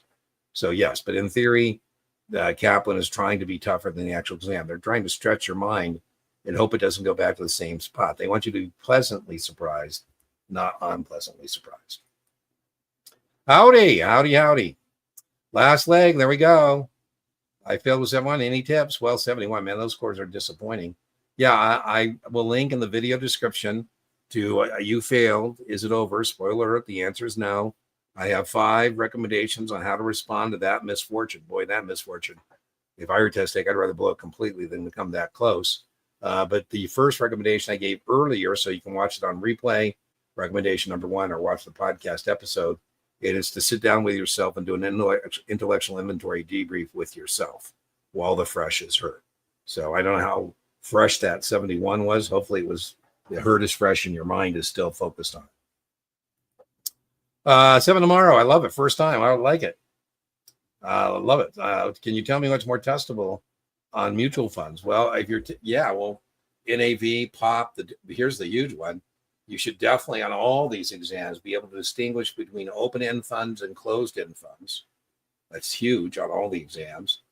We call that packaged products. You need to be able to contrast an ETF with a traditional kind of plain vanilla open-end fund. ETFs are continuously priced like closed-end funds, right? They trade supply demand, you buy them on margin, they have a lower cost structure, they're tax efficient. So contrast open and closed-end. Make sure you know the difference in ETFs and ETNs. See how are ETNs different than ETFs. Make sure you know about breakpoints and share classes. The breakpoint on a share, somebody who has a large amount to invest, long-term time horizon, know about letters of intent, 13 months, backdated 90 days. Make sure you know suitability for a B share, a long time horizon, smaller amount to vest with a contingent deferred sales charge, and how it wouldn't be a good recommendation if they don't have a long-term lifetime horizon because they could be assessed that load. And C shares, know about promotional expenses. So there's a lot of stuff. Yeah, well, you need to fix that. If you can fix that, that's a lot of points. You can fix that on mutual funds. Same thing, Rommel, put mutual funds in the search bar. I have lectures, I have tutoring replays, I have class replays. So that would be a very worthwhile area for you to remediate. A lot of payoff if you can get that under control. Section 1 and 4. Well, yeah, remember the number of performance opportunities, though. Go to the FINRA content outline, and it will tell you what's on section 1 and 4. And remember, there's not a lot of questions there. So it looks like that was low performance, but it didn't take you down. Borderline performance on function 3 will sink your ship, right? So you got to pay attention to the weighting. I'm not saying don't go back and review that, but go to the content outline. It'll tell you exactly what's in that. Function 1 is stuff like primary market, secondary market, that kind of stuff. Well, Leela, I don't know if I'm pronouncing it right. Make sure you get some rest tonight. 70s, 80s, you got to, I don't know how long you've been with us. It's been a long one tonight. We're over our hour. But Lila, I want you, or Leela, however you pronounce it, I want you to go in the mirror tonight. I want you to go to the mirror in the morning. And I want you tonight, go into that mirror and say, mirror, mirror on the wall, who's the greatest Series 6 test taker of them all? Lila. Right? And then you're going to do the same thing in the morning. You're going to wake up, you're going to go into that mirror and say, mirror, mirror on the wall, who's the greatest Series 6 test taker of them all? At this point, you need to get a good night's rest as much as possible. The most important advice I can give you is you got to be confident in the execution of your study plan. Confidence is 10 points. You got to be confident in yourself. Fake it till you make it. Most importantly, you've got to be confident in your answers tomorrow. Don't be changing your answers. Don't be kissing up to the test. You take the test. Don't let this test take you. You got to say, yes, that's my answer. Don't change answers. Your flash response is your best response. I hope you're remembering tomorrow. If you change an answer, I'm going to be all over you. And don't do it. You should only change an answer tomorrow if you know you got it wrong. Still shouldn't change it. And you know what the right answer is. Well, then change it. Very rarely will you meet both those parameters. Now, look at that, Satish. I love that. Look at that data set. I love it. That's what we're talking about, right? Now, he showed up here and he's given me some data here that I can look at. I love it. I love it. There's not a lot of variance here. We got that 67 that's problematic. Well, there you go. Missed it by 1.2 weeks ago. Well, that's surprising too, right? Because we're looking at those scores, and those scores reflect you should have made your mark. I don't know. We just talked about this with, but I don't know if you changed answers. It's bad practice. It's not best practice to change answers. I don't know if you felt like you were passing and you said, wow, there you go, shocked. I would like to know, were you shocked at the end, or during the test, did you feel like you were not on track? We should be able to do course correction on that. Most firms know when you miss it by 1 point, and we had a previous test taker, most firms know that is not a lack of dedication, discipline, organization. It could be the draw, face of death draw, but it's not that you didn't do the work. I don't know of any firm that won't re-sponsor you for a second attempt when you're in that high 60, even 71 range. Most firms, that's kind of an automatic. We're going to let you go down there and get another shot at that dragon. Now, remember, he's in the cave still, that Series 7 dragon. He's waiting on you. Make sure you go get him this next time, right? And make sure, take a little bit to refresh and reset 2 weeks ago. Okay. So you should be powering up right now, I think, right? Should be good. I love it. There's nothing, Gabe, that suggests you're in trouble. First try by 2 points, rereading the book. Definitely feel like grass more. I got a 90, still nervous though. Well, you're responding correctly. That margin of safety, 90 should make you feel really, really good, right? So this time it sounds like you have a margin of safety. Isaac, everything is going well. Welcome back, my friend. I don't know how long you've been with us, but Marcel won the drawing again. Can you believe that? That guy, I'm going to start calling him Mr. Lucky. Mr. Lucky. STC, missing too many, and Nev knows a good amount of what's not covered in STC. Well, go get a Kaplan QBank, Jeff. Just go Kaplan, use the Guru 15 discount code, and you can get a Kaplan QBank for, not a lot of money. I understand people may not be as blessed as I am financially, but, it's not time to be frugal. If you have the resources, you should invest in yourself and get all the things you can. So I would say just go get that Kaplan QBank. I don't know if you're taking a 7 or 6. On the 7, it's 3,600 questions, and you can get it for $55.80. Has a performance tracker. All of them, I think, are in the $50 neighborhood as an investment. Nobody, again, I always worry about questions like this. You should not be trying to kiss ass to practice questions that you think may be like the exam. You need to learn the content. All test prep vendors, STC included, have questions that are spot on. But that's not the way to track it. Whether you have STC or Kaplan or not, and marks are past perfect. I think past perfectation in the weeds, but it's not going to be their QBank that puts you at risk. The only thing I would say about STC, I think they're a fine test prep vendor, but they don't have as many QBank questions. So it'd be easier to accidentally memorize their questions than it would in Kaplan. But if you do the work and you put in, get the scores on STC, should reflect success. I don't know about you, Nexus, but what I like doing when I take a test is I like to get to the first question I know the right answer to. Hopefully I'm not like 30 deep before I find one. So maybe you'll see an STC. Oh, I remember this one from STC. Woohoo! So I go, okay. Then I like to settle in, right? So like I say, I like that's what as a test taker to get that first question. I know the right answer and hope it's not too deep before I find that question. And it'll be whether it's STC or Kaplan. We all know the $2,000 for new margin account questions there. And every test member has their version of it. So maybe it'll be that one, right? I go, 100 shares at 18 on new margin account, $1,800. Woo! Can you touch on the difference between open and closed end and rights of accumulation? I certainly can. I have a slide. If you put that into the channel search bar, I have an entire carve out video of 10 minutes. It has a slide that I think is so target rich. It's the most target rich slide I have on the channel. And it just puts open end and closed end side by side and goes through them. The biggest testable distinction is closed end funds trade supply and demand, not based on NAV. They could be trading in the secondary market, New York or NASDAQ, above the NAV, below the NAV. An open-end fund would never be trading below its NAV. Open-end funds are continually offering new shares to the public, right? That means they got to comply with the Investment Company Act of 1940 as well as 33. And their test question is going to be the NAV plus the sales charge equals the public offering price. So there's never going to be an open-end fund that you're going to be able to get for less than its NAV. Now, a fund, a mutual fund, an open-end mutual fund typically has breakpoints, quantity discounts. Sterling, I like Costco. Costco has breakpoints, quantity discounts. I go, man, I don't need 2 tons of salsa, but it's so cheap. You're getting a discount because you're buying in bulk. I started out at Sterling as a retail broker, and I ended up as an institutional broker. But when I was a retail stockbroker, I sold a lot of the Franklin Templeton funds. That was kind of my go-to move. I'd say, hey, Dr. Sterling, are you interested in tax-free income? Now, I'd like to share with you the Franklin California Tax-Free Fund. And I'd say, hey, doctor, if you invest $100,000 or more, you pay a 3% load instead of a 4% load.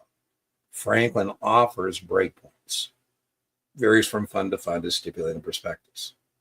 The doctor says, well, Dean, I have $80,000. I said, well, $80,000, Dr. Sterling, it looks like you're going to pay a 4% load. You know, and you say, I say, do you think in the next 13 months you can come up with another 20? Because if so, we should fill out a letter of intent. He says, no, there's no way I'm going to do that. I said, well, let's at least get you rights of accumulation. With rights of accumulation, you're going to pay 4% of the 80 and you're getting no rebate. But when you do cross the break point on that and all subsequent investments, you get the reduced sales charge, right? So letter of intent, I'm saying, tell me you're going to be a good customer. I'll treat you as if you were one. Rights of accumulation, I say, prove it. So the distinction between a letter of intent and rights of accumulation is with rights of accumulation, you don't get the reduced sales charge on the initial investment. You get no rebate on that. Done. But when you do cross the break point and all that, on that and all subsequent investments, you get the reduced sales charge. I had a guy, Sterling, that sold coffee. He had a coffee cart below my apartment in San Francisco. When I was a broker, I lived in a penthouse apartment, and below there was a guy in a coffee cart, which I kind of like him. I think, oh, here's a guy with a coffee cart competing against Starbucks, and anyways, he had rights of accumulation, Sterling. You know, he had a little thing, and every time I'd buy a cup of coffee, he'd punch my card, and when I bought 10, I got a free one. That's rights of accumulation. I don't get the 10th coffee cup the free coffee cup until I buy the first 10. Anyways, I said, you should switch from rights of accumulation to a letter of intent. Why don't I just tell you right now I'm going to buy 10 and you give me the free one up front? And he said, well, Dean, how would I enforce that? I mean, how would I be able to?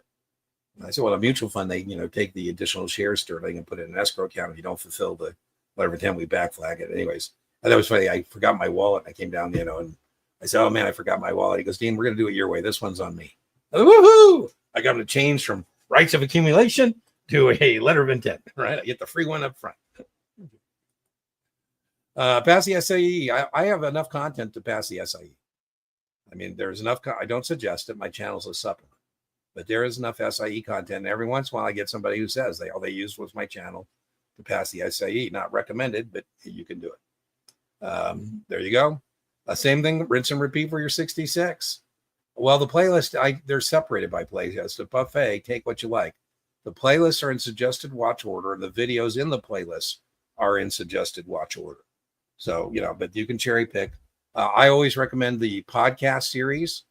Brian, the Test Geek, and I did a Series 66 podcast called Getting Your Kicks on the Series 66. It's available on Spotify. It's on the channel. I'd start there. That gives you a nice overview of the entire exam. So that's where I would start. Well, that's a good thing. So that's a good thing. Obviously, I can't do it through that many questions. Well, I would ask you, Jeff, if I were your accountability partner, your corporate trainer, okay, what can you commit to? Right? what are you going to commit to? So how many practice questions a day or a week? What's going to be your daily, what you're going to do, right? So between now and test date. So how do you attack? Look at my channel saying, inch by inch, your exam is a cinch, yard by yard is, your exam is hard. It's like what they say. I think it's an Eskimo saying, how do you eat a whale? You start with the first bite, or an elephant or something. You got to start somewhere. You can't let that, you can't be looking at this thing. Oh my God, there's just no way I can even get started. So maybe you just say, what am I going to do my first 2-3 days, and take a strategic pause and then see where you're at. So you got to attack it, in sections. If you're going to do sequential order, which I don't know when your test date is, but if it's, 2 weeks out, well, then you just divide 2 weeks by 20 class sections and how many performance opportunities, and you got to do what you can do, right? Do a review some things like in the parking lot. I have a series 10, and I think you're taking a series 10. I have a series 10 in 60 minutes that you might want to review. So for all the exams, I have what's called your series in 60 minutes. You're obviously not going to learn it, but particularly on 10, it's hard to get in a good flow. And I made those series exam 60-minute videos to maybe get you in a good flow the night before and or morning of. So check that out in the parking lot. Play that, and it should be comforting to you. It should get you in the right rhythm. So it's called Series 10 in 60 minutes. There's a whole playlist called Your Series in 60 Minutes. I have for the SIE, the 7, the 24, all the exams. Lillian, thank you so much. You've been such a help and a morale booster for everybody. A little late in the chat, but I've watched your test taking tips and tricks video on the Mighty 90. There you go. Yeah, confidence, what's that? Fake it till you make it. I wish there was a way that, I had a blue pill and you pop it and you got confidence. But, I guess what I would say is over learning helps. So if you can, get the scores that we know reflect, having that should reflect confidence, that can be helpful. So, can't make it for everything, but over learning might be a way you can promote more confidence. All right. Well, now it looks like that was what I was behind on as we did the drawing. And it looks like after the drawing, we had some more people come in. And let's see, we have 10 tomorrow. Well, there you go, Jameson. That 10 is a slog, my friend. You'll feel good when you get that one done. I don't think it's harder than a 24, but it's just a slog. I mean, it's just exhausting. So SIE Monday, 73 on Achievable. What are your thoughts on Achievable? I'm not a fan of Achievable because of the variance not being accurate on the 73. But, I like Achievable. Brandon Rith is their content guy, and I worry because he's not around anymore, so I'm not sure who's in charge of content updates and that. But I'm not a member of the Achievable cult. I think as a supplement, it's fine. I think the SIE, it's fine.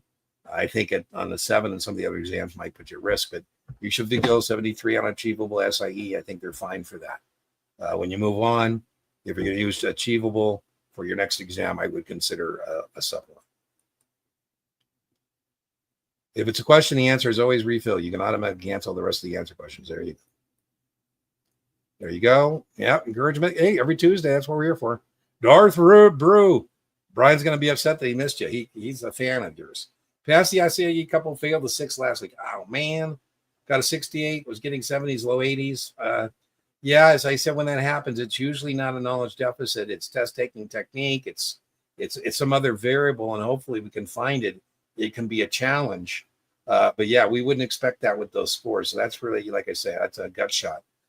Remember, I do have a video. I'll link it in the video description.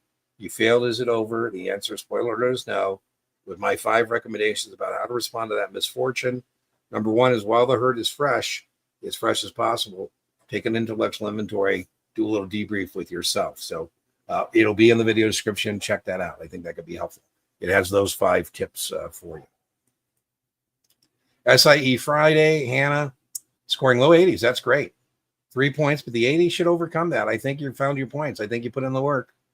Well, there you go. As I told you, I think it's usually not everybody's a good test taker. I mean, some of us struggle. And, give yourself grace. I get really upset when people get too much of their self-esteem wrapped up in a stupid test. I mean, it's important to pass the test, but, there are other things that are way more important. Your health, your family, your loved one, So, yeah, I think you're good. Right about it. I love it. So circle back and let us know next Tuesday. I'll tell you what I'm going to do. I very rarely do this. I'm going to ring your testing victory bell in advance. And when you're at the exam and you're struggling a little bit, I want you to remember that bell. You know, that's when angels get their wings. When you hear that bell, that's from What's a Wonderful Life. That's where I stole that. So we'll be with you in spirits on Friday and let us know what happens to you. Okay, that looks like Hannah was our last one. So thank you so much, everybody, for joining us for this. Look, we got one more coming in, Braden. Well, you're welcome, my friend. That's what we're here. We're every Tuesday, 5 p.m. Arizona time. Feel free to join us. And remember, the biggest thing is, remember, stay connected. You want to make sure you stay connected with, our tribe or somebody else's tribe. Find your tribe. It's easier to do this with help and a community than it is to try and do this on your own. Don't be a lone wolf. Any advice? Well, let's see, Julie, what'd you say? Series 7 Thursday. Well, Thursday, you got one more day tomorrow, basically, Julie. So I don't know what kind of struggling. I wish I had a data point. Do a practice quiz. Maybe do like 40 option hedging questions tomorrow. I don't know if you're using Kaplan, but I have 100 questions. I have 40 practice questions. So go to the options playlist where it says practice questions. Maybe do some practice questions. Just get comfortable with that. But don't work too hard tomorrow, because remember, it's more important not that you learn new stuff about options tomorrow. It's more important, Julie, that you're rested for, Thursday. You're welcome. You're welcome. So, Julie, that's my advice. Right? That's my advice. Do those practice questions and see how you do. You should be fine, Reed. Should be fine. That's great advice, Joe. Now, remember, though, Jeff, in our business, we can do it both ways. You don't have to buy low and sell high. You could also sell high and buy low. Right? You can sell short, Jeff. In other businesses, selling things you don't own, Jeff, is called fraud. But not in our business. It's called selling short. So you can do it either direction. In theory, it should be easier. Daniel Dew, legendary Wall Street speculator, Jeff said, those that sell what isn't his'n must eventually buy it back or go to prison. So you have unlimited risk. So if I come into your office and say, Jeff, I want to lose so much money that you can advance, can't tell me how much. You say, well, Dean, if you sell things you don't own, that'll do the trick. STC is a fine test prep vendor. I got nothing about STC, should be fine. You are welcome, Julie. Okay. Well, remember, inch by inch, your exam is a cinch. Yard by yard, your exam is hard. And remember, as my friend Brian says, you take the test. Don't let the test take you. And we'll see you next Tuesday, if not sooner. Bye-bye.